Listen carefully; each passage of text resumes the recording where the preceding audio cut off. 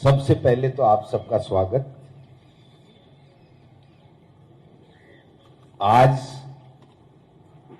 राजस्थान में भारतीय जनता पार्टी के नेता अपने आपस के वर्चस्व की लड़ाई में 30 लाख युवा बेरोजगारों के भविष्य के साथ खिलवाड़ कर रहे हैं। 20 लाख युवाओं के साथ केवल और केवल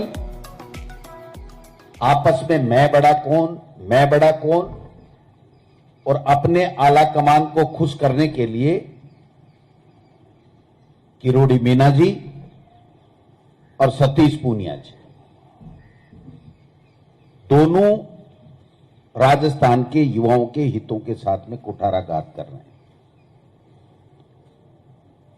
पेपर लीक, पेपर चोरी पहली घटना नहीं है, लेकिन यह पहला उदाहरण है जब सरकार ने आगे बढ़ करके जब सूचना मिली, एसओजी को जांच दी और एसओजी को यह कहा गया कि आप पूरी तह तक जाइए, इसमें कौन सी गैंगें काम कर रही हैं, किस प्रकार से कर रही हैं, उसको पूरी तरीके से समाप्त करना है। यह हमारी सरकार का ऐतिहासिक फैसला। पहली बार राजस्थान में जो कर्मचारी संलिप्त पाया जाएगा उसको बर्खास्तगी का निर्णय किया गया। वो इसलिए किए गए कि राजस्थान के युवा के आशीर्वाद से हमारी सरकार कांग्रेस की सरकार बनी है। उस युवा को जो हमने हमारे जन घोषणा पत्र में कहा था कि हम आपको रोजगार देंगे, नौकरी देंगे, उस नौकरी की दिशा में हम हमारे 3 साल में उनके 3 साल से ज्यादा नौकरियां दे चुके और आगे उनकी 5 साल में जितनी नौकरियां दी उससे हम कहीं ज्यादा नौकरियां देने वाले हैं। 3 साल में गुड गवर्नेंस के कारण से ये लोग किसी भी बात का मुद्दा नहीं बना पाए और सरकार गिराने का षड्यंत्र किया, वो औंधे मुंह गिरे। उससे बौखलाए हुए दिल्ली में बैठे हुए भाजपा के नेता अमित शाह जी, मोदी जी और उसके साथी, और यहां पर 2 ग्रुप बल्कि 3 ग्रुप हैं। वसुंधरा राजे जी का ग्रुप, सतीश पूनिया प्रदेश अध्यक्ष है उनका ग्रुप, और किरोड़ी मीना जी एकला चलो रे अपना ग्रुप। ये तीनों ग्रुपों ने अपनी वर्चस्व की लड़ाई में 20 लाख राजस्थान के युवाओं को सपनों को चकनाचूर करने का काम किया। उनको इंतजार करना चाहिए था एसओजी का, और मैंने पहले भी कहा था पीसीसी प्रेसिडेंट के नाते और तत्कालीन शिक्षा मंत्री के नाते कि आप कोई भी क्लू बताइए, कोई भी सूचना दीजिए, सरकार पूरी तरीके से जांच करेगी। जब भजनलाल नहीं मिल रहा था तो 1-1.5 महीने तक ये जांच धीमी पड़ गई। मैंने माननीय मुख्यमंत्री जी को आकर के कहा, इसी लोन में हम बैठे थे, कि मुख्यमंत्री जी युवाओं के कारण से हम लोग आए हैं। युवा ये महसूस करता है कि इस जांच को पूरी तह तक ले जाना चाहिए। इन्होंने तुरंत टेलीफोन उठाया और अशोक राठौड़ जी को कहा कि यह जांच आगे क्यों नहीं बढ़ रही है। उन्होंने कहा भजनलाल बिश्नोई हमें मिल नहीं रहा है, हम लगा रखे हैं आदमी, जो ही मिल जाएगा हम इसकी तह तक चले जाएंगे। इनको इंतजार करना चाहिए था, और अगर एसओजी ये कहती कि बड़े लेवल के ऊपर हुआ है तो स्वतः ही सरकार निरस्त कर देती। अगर एसओजी 100 जगह, 200 जगह, 300 जगह की कोई बात करती तो उसके बाद में उस तरीके से सरकार फैसला करती। लेकिन इनको 3 साल में एंटी कमेंसी पैदा नहीं कर पाए। 25 में से 25 सांसद 1 रुपया दिल्ली कोड़ी ला नहीं पाए राजस्थान के विकास के लिए। इसलिए टारगेट करके सरकार बदनाम कैसे हो, मुख्यमंत्री बदनाम कैसे हो, गोविंद डोटासरा बदनाम कैसे हो और दूसरे लोग बदनाम कैसे हो, यह षड्यंत्र किया गया। हमारे खिलाफ तो षड्यंत्र करो, बदनाम करो, अगर हम सच्चे हैं तो सच्चे रहेंगे। इनके बदनाम करने से हम में से कोई भी बदनाम होने वाला नहीं है।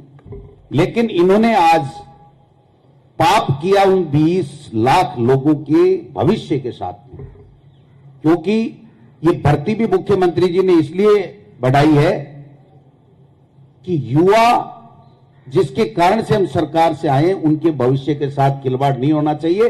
और देश में आज बर्निंग इश्यू है, मोदी जी ने युवाओं को रोजगार देने का जो वादा किया था वो तो विफल हो गए, लेकिन हमने जो वादा किया है उसमें हम खरे उतरे, जिससे युवाओं का सरकार के प्रति विश्वास जमा रहे। इसलिए आज ये जो फैसला किया गया है 62,000 की भर्ती होगी आगे चल करके। नियमों में संशोधन भी इसलिए सोच समझ करके पार्टी की तरफ से भी हमने सुझाव दिया कि कांग्रेस का कार्यकर्ता और नेता माननीय मुख्यमंत्री जी ये चाहते हैं कि इसमें और पारदर्शिता लाई जाए और कड़ा कानून बनाया जाए। इन्होंने कहा राजस्थान की विधानसभा में कानून बनाएंगे, विपक्ष के भी सुझाव लेंगे। एक रिटायर्ड जस्टिस की अध्यक्षता में इन्होंने कमेटी भी बनाई है, उसके भी सुझाव लेंगे। और हम 2 एग्जाम इसलिए करवा रहे हैं कि 101% पारदर्शिता रहे किसी तरीके, क्योंकि एक एग्जाम जब सिलेक्शन की हो जाती है तो फिर आदमी येन केन प्रकरण प्रयास करता है और उसमें कहीं ना कहीं कोई चूक हो जाती है। ये पहली सरकार है जब एसओजी ने यह बताया कि पेपर रखने में चूक हुई है, तत्काल बोर्ड के आधी रात को अध्यक्ष को बर्खास्त किया गया। इस्तीफा भी ले सकते थे लेकिन नहीं, इसलिए कि हमारी नीयत में ईमानदारी, हमारे कण कण में ईमानदारी, और हम युवाओं के साथ अन्याय नहीं कर सकते। उन्होंने अगर कोई प्रोसीजरल गलती की है जिसको एक तरीके से जो जिम्मेदारी दी है वो सही तरीके से नहीं निभा पाए तो उसको बर्खास्त किया, बोर्ड के सचिव को निलंबित किया। बातें बड़ी बड़ी करते हैं ये लोग। बात किस प्रकार से मुख्यमंत्री जी ने कहा कहां से क्या तार जुड़े में कैसे सूचनाएं आ रही हैं, ये सब दूध का दूध पानी पानी होने वाला है, पानी का पानी हो जाएगा, चिंता करने की बात नहीं है। मेरे ऊपर व्यक्तिगत रूप से अगर किसी भी नेता ने कोई आरोप लगाया, एक आलपिन की नोक जितना आरोप साबित कर दे इस रीट भर्ती परीक्षा मेरे या मेरे परिवार के शामिल होने का, तो मैं आप सबके सामने कह रहा हूं, कोट कर लीजिए, जिंदगी में मैं और मेरा परिवार राजनीति नहीं करेंगे। 12 लोग फेल हो गए हो तो बताओ।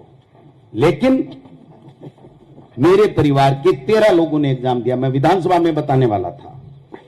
मेरे परिवार के 13 लोगों ने एग्जाम दिया, 13 में से एक भी पास नहीं हुआ। इनको शर्म आनी चाहिए। सुभाष गर्ग जी के पीएसओ के लिए अभी किरोड़ी जी ने बोला कि वो पास हो गया, पेपर लीक हो गया, 150 में से 29 नंबर आए। शर्म आनी चाहिए। ये युवाओं के भविष्य के साथ खिलवाड़ कर रहे हैं। ये कोई छोटी मोटी बात नहीं है। आप किसी के ऊपर मन मर्जी है जैसे आरोप लगा दो। अगर हिम्मत है तो तथ्य सत्य लाइए। मैं आप में से और बीजेपी के तमाम नेता जो अपने आप को तुरप खा समझते हैं, मैं उनको कहूंगा कि आप जांच कीजिए। अगर रीट के इस पेपर के अंदर गोविंद सिंह डोटासरा का कोई रिश्तेदार या उसका परिवार अगर शामिल मिल जाए तो मैं पुनः कहना चाहता हूं, मैं उसी दिन राजनीति से संन्यास ले लूंगा। लेकिन इस तरह की बकवास, इस तरह की घिनौनी हरकत, ये केवल इसलिए कि इनके पास में राजस्थान की